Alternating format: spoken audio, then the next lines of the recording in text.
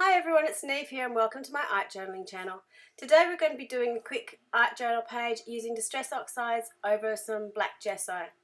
So this page came together. It's a page I did in another journal which I used it up journal and I really liked the effect, so I wanted to repeat it again and see if it worked in the same way.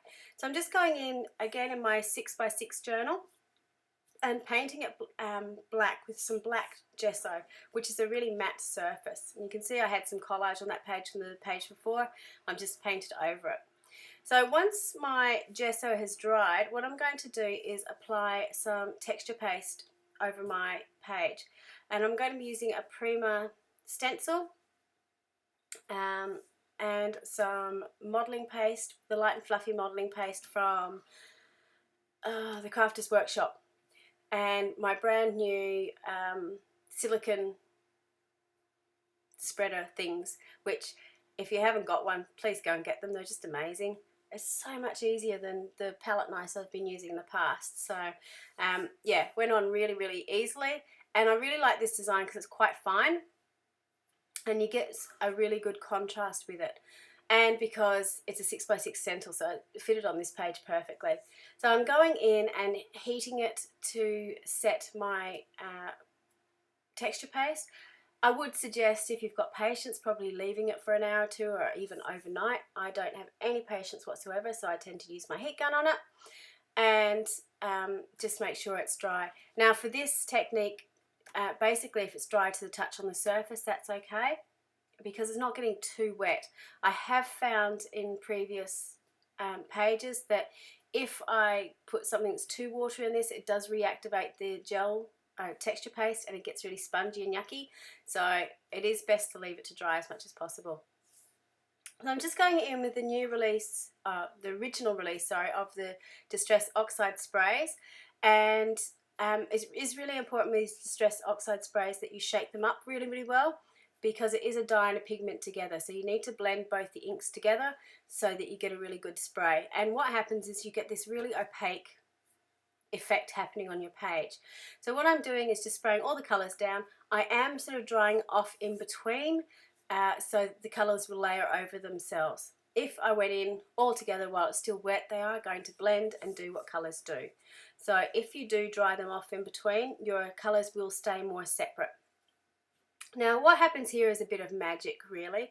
The Distress Oxides are quite an unusual product anyway, but what I've found happens when you put them over black is you get this really chalky effect, but the dye of the spray actually absorbs into the texture paste, so you get this sort of chalky background on the black and you get this more intense colour where the texture paste is. So it gives you a beautiful contrast between the two. It does take a little while to dry, and I wasn't very patient with this. You can see me use my heat gun off and on and off and on. I suggest you do let it dry for a little while.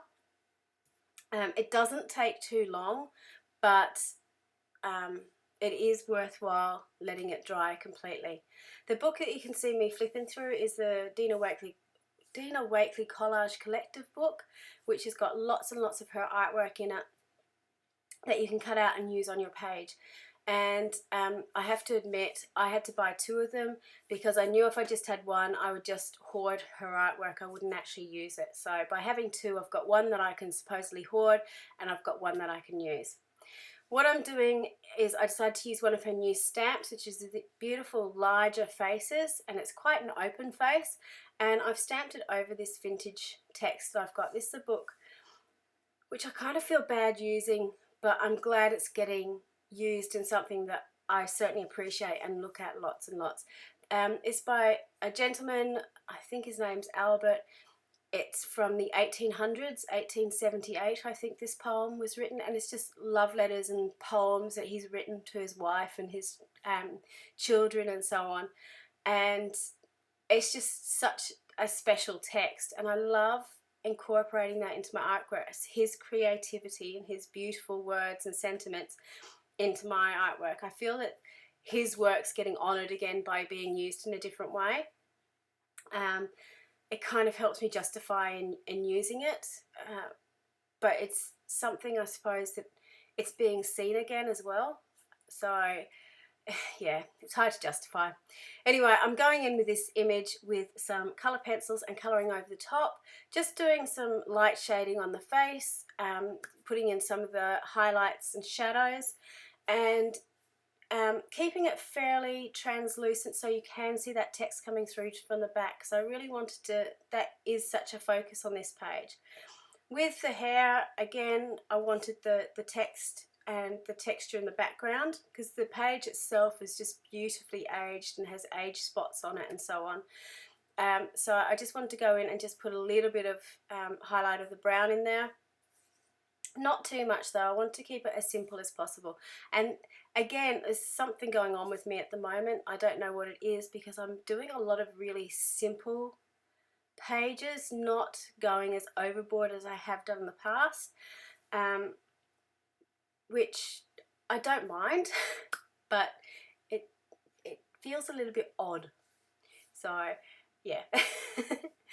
This is basically the final page. Now I do have to admit, because I knew I was filming, I glued this down, and you can see the background's not quite dry, which is a real mistake, because basically what it meant by being not quite dry is that ink, the dye ink, was still wet, and of course dye ink will absorb into porous papers, so it did actually bleed through onto my image. So I did end up having to restamp the image, recolor it in, and stick it over the top again. Sorry about that, but better I do it than you do it. So this is the final piece. I again used one of the Tim Holtz quote chips and peeled it off, so it's quite thin on my book. You can see here that really beautiful chalky background, and where you've got the intense colour and the pastel colour happening, and it's just a wonderful effect. So I do encourage you to have a play with your oxide inks and some black. Thank you so much for watching, and until next time, bye for now.